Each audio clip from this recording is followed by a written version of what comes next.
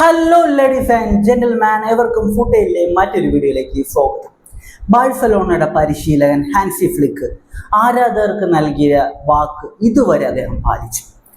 26 തീയതി November Barcelona champions ലീഗിൽ ചെൽസിക്കെതിരെ ഒരു മത്സരം കളിച്ചിരുന്നു. അതിനിർണായകമായ മത്സരം. ബാഴ്സലോണ എതിരില്ലാത്ത 3 ഗോളുകൾക്ക് തകർന്നടിയുന്ന ഒരു കാഴ്ചയായിരുന്നു നമ്മൾ കണ്ടത്. ചെൽസിയുടെ ഹോമിലായിരുന്നു ഈ ഒരു മത്സരം നടന്നിരുന്നത്.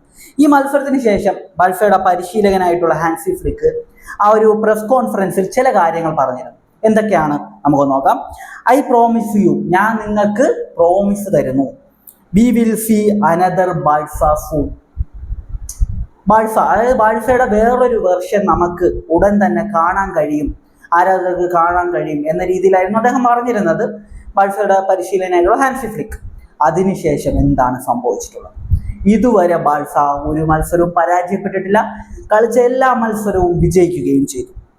ബാഴ്സലോണയുടെ റിസൾട്ട് നോക്കുകയാണെങ്കിൽ അലാവസിനെ 1-3 ഗോളുകൾക്ക് ബാഴ്സലോണ പരാജയപ്പെടുത്തി. പിന്നെ ബാഴ്സലോണ 1-3 ഗോളുകൾക്ക് അത്ലറ്റിക്കോ മാഡ്രിഡിനെ പരാജയപ്പെടുത്തുന്നു.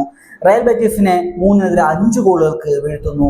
ചാമ്പ്യൻസ് ലീഗിൽ ഫ്രാങ്ക്ഫർട്ടിനെതിരെ 1-2 ഗോളിന്റെ വിജയം. കഴിഞ്ഞ ദിവസം ഓസാസുനയെ എതിരില്ലാത്ത 2 ഗോളുകൾക്ക് വീഴ്ത്തി. ആദ്യത്തെ ആ ഒരു 4 വിജയങ്ങൾ കഴിഞ്ഞ സമയത്ത് പലരും പറഞ്ഞിരുന്നു ക്ലീൻ ഷീറ്റ് ഇല്ല, എല്ലാ മാച്ചിലും ഗോൾ കൺസീഡ് ചെയ്തു.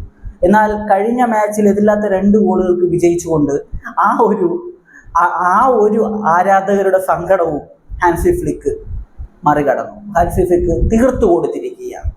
അതായത് ഇതില്ലാത്ത 2 ഗോളിന്റെ ക്ലീൻ ഷീറ്റോടുള്ള ഒരു വിജയം ബാഴ്സലോണ സ്വന്തമാക്കി. താൻ നൽകിയ ആ ഒരു വാക്ക് അതേപടി അദ്ദേഹം പാലിക്കുന്ന ഒരു കാഴ്ചയായിരുന്നു നമ്മൾ കണ്ടത്.